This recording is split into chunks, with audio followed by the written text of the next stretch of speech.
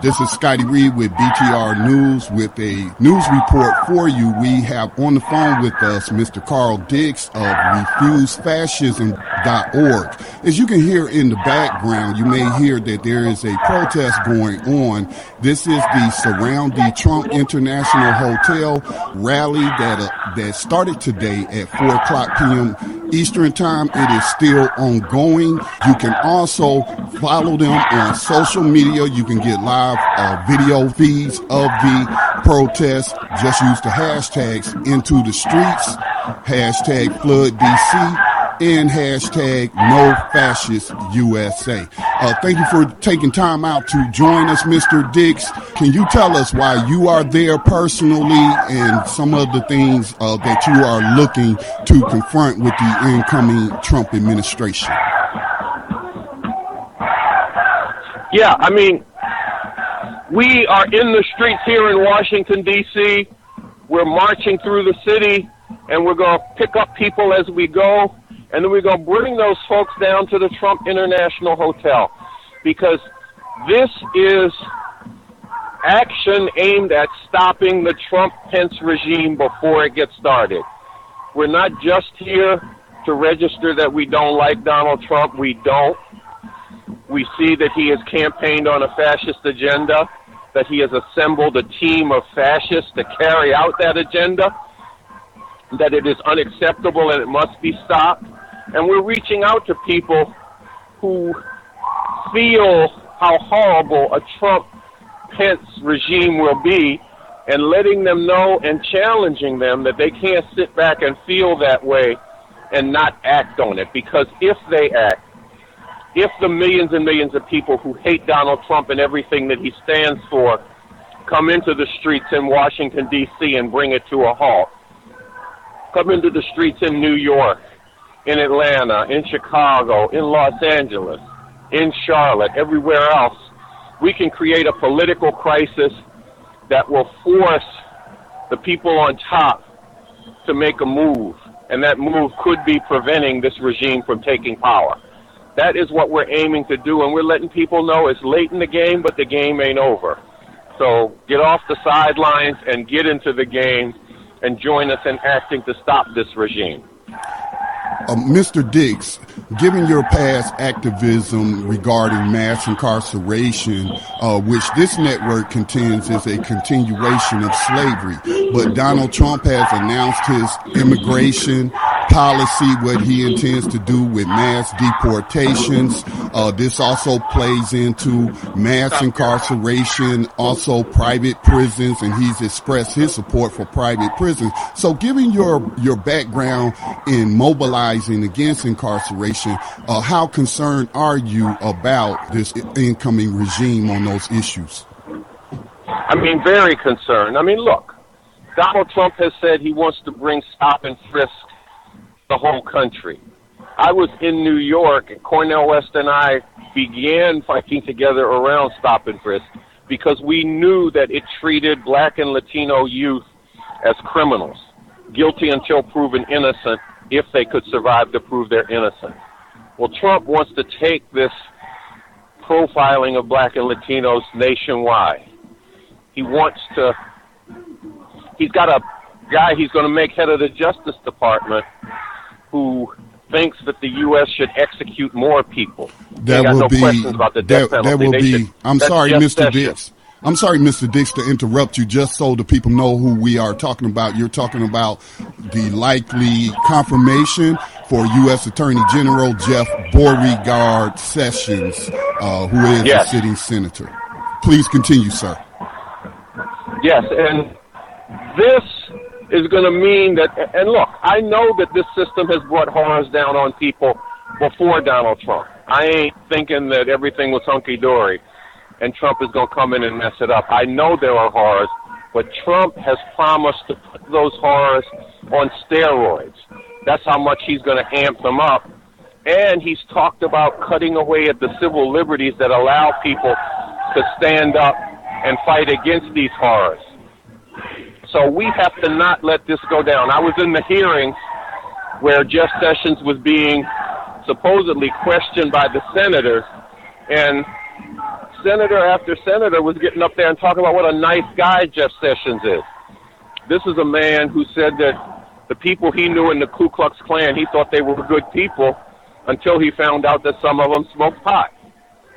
In other words, the fact that the Klan came into being on the basis of lynching black people and continues to stand for that kind of terror and white supremacy, that didn't bother him. It bothered him that some of them smoked pot.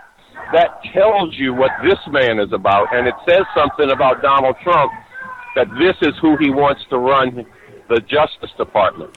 What you just said, we cannot sit back and let that go down.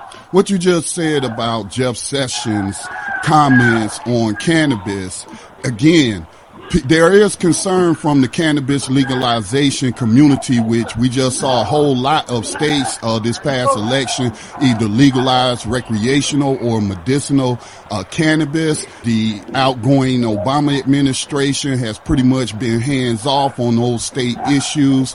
But a person like Jeff Sessions does raise concern. And again, this all also feeds into mass incarceration, with the majority of people on the prison plantations being nonviolent so-called drug offenders. Yes, exactly. And the thing about the Trump regime is that across the board, it represents horrors for the masses of people. You know, you just bringing up his stance around marijuana reform and making that something that railroads people, especially black and brown people, into prison and just cuts in on the kind of future they can have. Sessions and Trump also stand for viciously targeting immigrants. Trump has said he wants to deport more immigrants than Obama, and Obama set the record for deporting immigrants. He's talked about taking away a woman's right to abortion, the right to choose to have an abortion, just across the board. He's put climate change deniers in charge of the Department of Energy. This is what this man is going to mean, and it's going to be a horror for humanity. In RefuseFascism.org came together because we saw what a horror it would be for humanity if Donald Trump got his hands on the reins of power in society. Myself, Cornel West, scientists like P.Z. Myers and Niles Eldridge, women's rights activists like Fran Luck, other people joined in with us, musicians like Arturo O'Farrell, and we published ads with our call to action in the New York Times and the Washington Post that were signed by people like the author Alice Walker, the comedian Rosie O'Donnell and Margaret Cho, the singer Layla Hathaway, Donny Hathaway's daughter.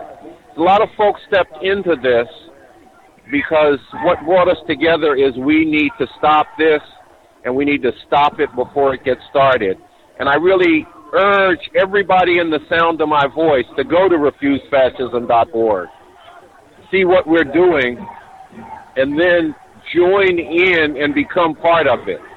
Because you can't sit on the sidelines and say, I don't like Trump, but, because I was talking at the rally earlier about how people always say, well, why did those people in Germany sit on the side and let Hitler do all of this?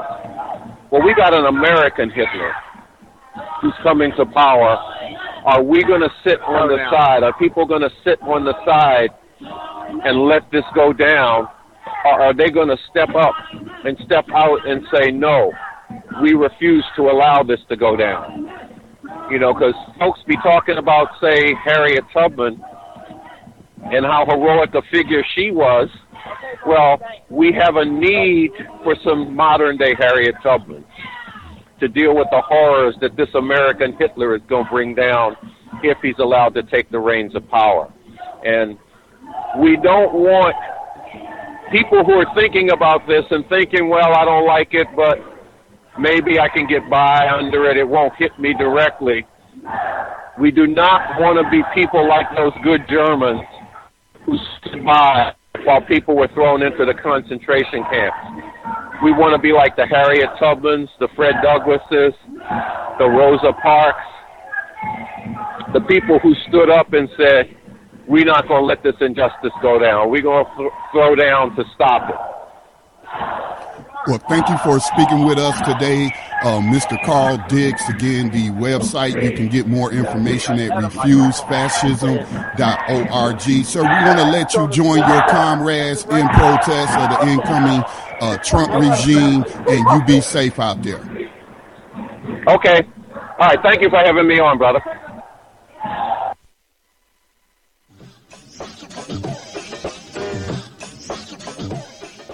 The Black Talk Media Project funds the use of new media technology in efforts to restore independent Black voices to the myriad of issues affecting Afro-descendant people all over the planet. If media can control the minds of the masses, as Malcolm X once said, then you must ask yourself, who is in control of the media targeting the masses of Black people today? Help bring back independence, self-determination, and respect for Black culture in the production of global media by joining the effort to crowdfund new Black media for the new millennium.